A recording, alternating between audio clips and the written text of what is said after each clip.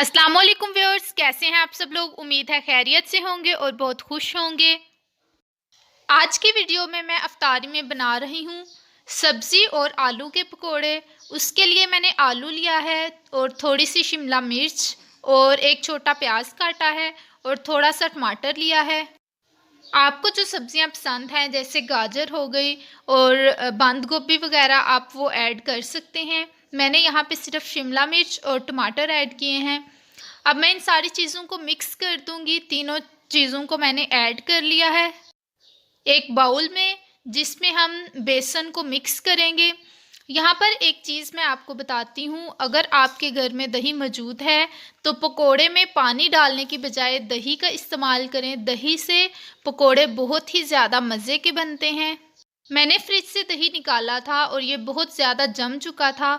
फिर जितना पिघला था उतना सा मैंने ऐड कर लिया है और इसके लिए मुझे उसके बाद थोड़ा सा पानी भी इस्तेमाल करना पड़ा था क्योंकि ये पानी कम था इसके लिए।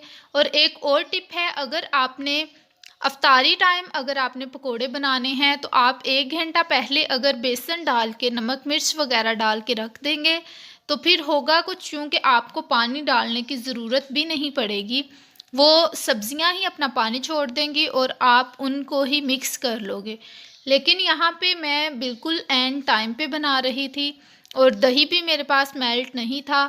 उसके बाद मैंने हरी मिर्चें कूट ली हैं क्योंकि हमें हमारे घर में जो कटी हुई हरी मिर्चें हैं वो नहीं खाई जाती, तो इसलिए मैंने उनको कूट लिया है ताकि वो पकोड़ों के अंदर नज़र ना आए। हरी मिर्च डालने से पकोड़ों का एक फ्लेवर थोड़ा सा चेंज हो जाता है और पकोड़े बहुत ही मज़े के हो जाते हैं, इसलिए डालना भी ज़रूरी है। और उसके बाद मैंने 4 से 5 टेबलस्पून ले लिया है बेसन का और फिर मैं डालूँगी नमक।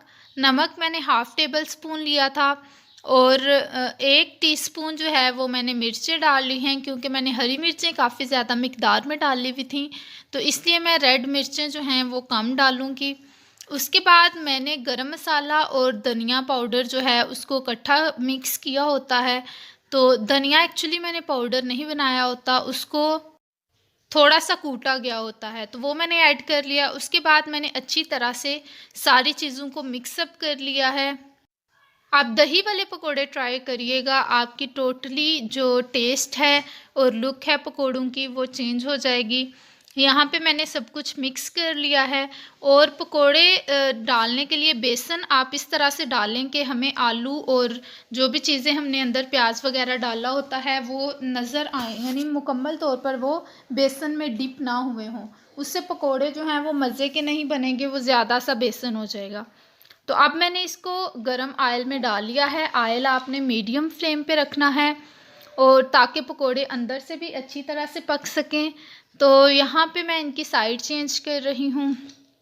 पकोड़े आपने पहले एक तरफ से पक गए, उसके बाद साइड चेंज करेंगे और दूसरी तरफ से इनको अच्छी तरह से पकाएंगे और जैसे ही ये ब्राउन होते हैं तो हम इनको निकाल लेंगे। यहाँ पे यही 2-3 टिप्स थे। एक तो मैं आपको बता दिया कि आपके पास घर में कोई सब्ज़ी मौजूद है वो आप पकौड़ों में ऐड कर लें, उसके बाद आप दही ऐड कर लें। और तीसरी चीज़ कि आप जो है वो पानी की बजाय सब्ज़ियों का पानी ही इसमें आने दें या फिर दही इस्तेमाल करें। तो पकौड़े मेरे यहाँ पर पक चुके थे तो मैंने उनको निकाल लिया है। ये एक पकोड़े निकालने वाला चम्मच सा है, इससे ऑयल अच्छी तरह से निकल जाता है। ऑयल जब अच्छी तरह से निकल जाएगा तो एक प्लेट ली है और उसमें टिश्यू रख लिए हैं ताकि जो एक्स्ट्रा ऑयल है वो टिश्यू में जज़ब हो जाए। तो देखें आपको कैसी लगी रेसिपी। अगर पसंद आई है तो फॉलो करिएगा और बताइएगा आपके कैसे पकोड़े बने हैं और वीडियो को लाइक करिएगा, कमेंट करिएगा, सब्सक्राइब करना मत भूलिएगा। Thank you. अल्लाह हाफिज़।